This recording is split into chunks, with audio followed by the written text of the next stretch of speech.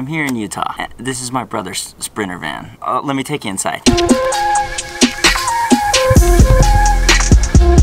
Gotta get me one of these puppies. Alright guys, Future Joe here. Quick little update. I'm in Utah, packing up more of my stuff and bringing it back to Oregon. Right now I am staying temporarily in my brother's Sprinter van, which is sick. Definitely want to deck out one of these and make a skateboard Sprinter van in the future. So yeah, shout out to him for letting me be here. You're the best. So a week ago I started this video and I filmed an intro, but the camera gods were not in my favor and the whole intro and a few of the first clips kind of got deleted, so I'm refilming an intro. Okay, but let's get down to it. You guys are here because you want to know how to get shoes cheaper. I know how that goes. One of the most frustrating things in skateboarding is that you burn through shoes a lot, and it's really frustrating. This is definitely the most expensive part of skateboarding. The components of a skateboard usually last a while and they're fairly inexpensive, but shoes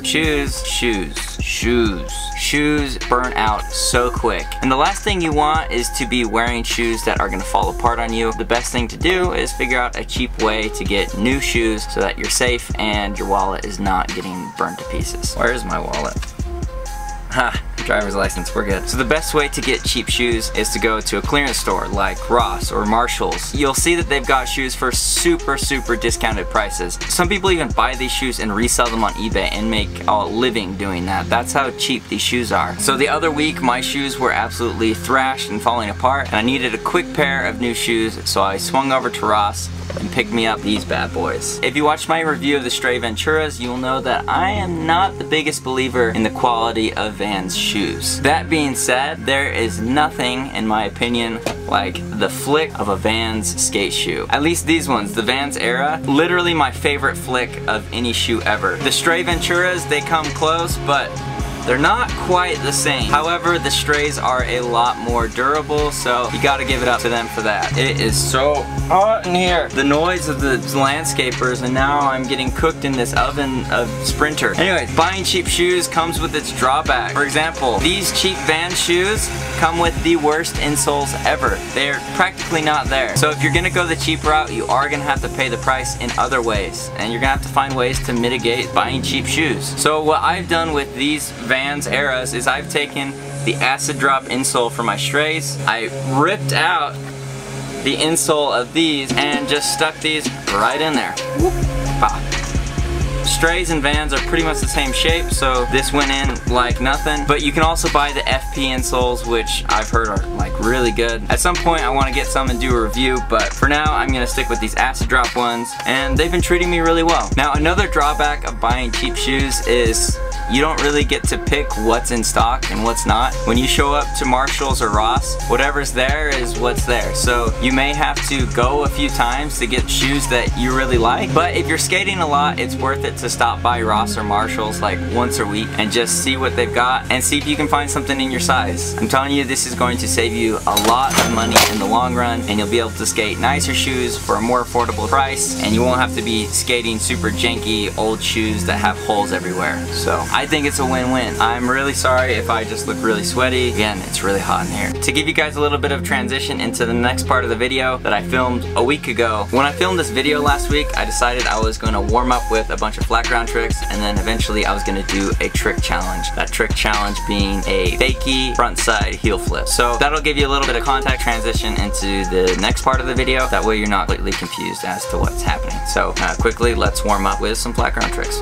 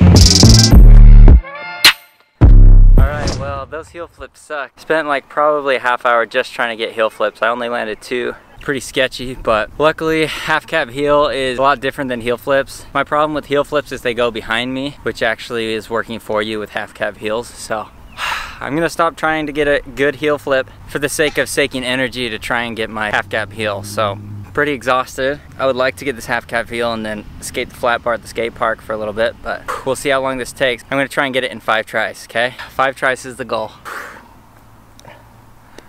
We got this.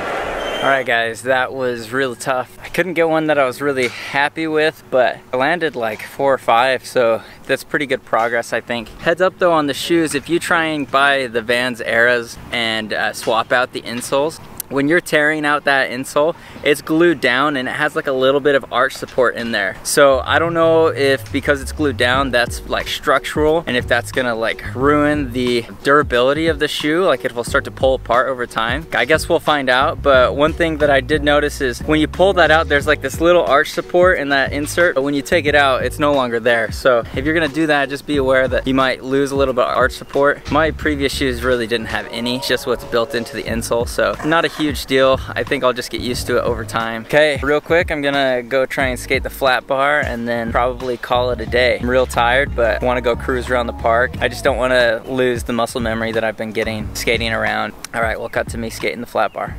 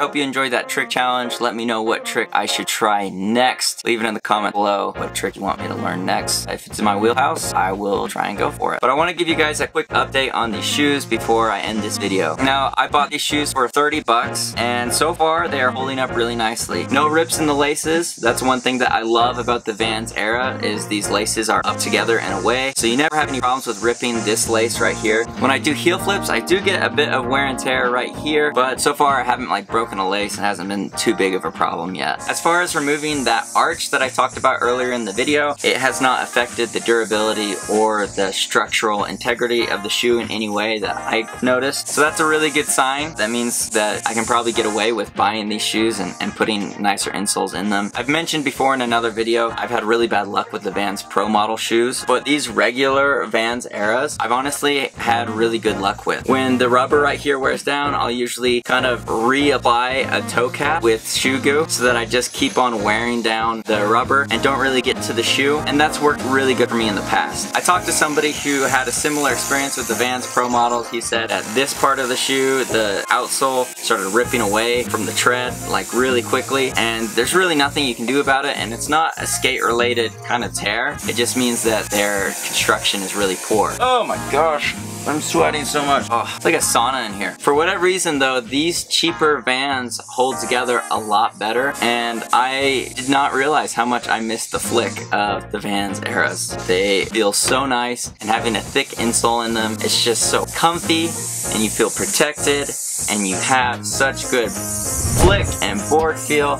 I love it, and I'm super grateful that this is working out for me right now because, like I said, for 30 bucks, probably my favorite shoe that I've skated in a while, with the disclaimer that I put a better insole in them because the insoles in these are complete garbage. But for 30 bucks, seriously, I'm so stoked. And if you're looking for cheap shoes, hit up your local Ross or Marshalls. Even TJ Maxx sometimes has some deals. But 30 bucks, how well these things are performing for me, I have no regrets at all. If you like the video, give it a thumbs up. All my best videos have like the most thumbs up, which makes sense because all the YouTubers are always begging for the thumbs up. So here I am begging for thumbs up. If you have a shoe that you want me to test out, leave it in the comments below and I'll see if I can make that happen for you. But guys, thank you so much again coming to my channel and sweating with me in this sauna. Keep chilling the most.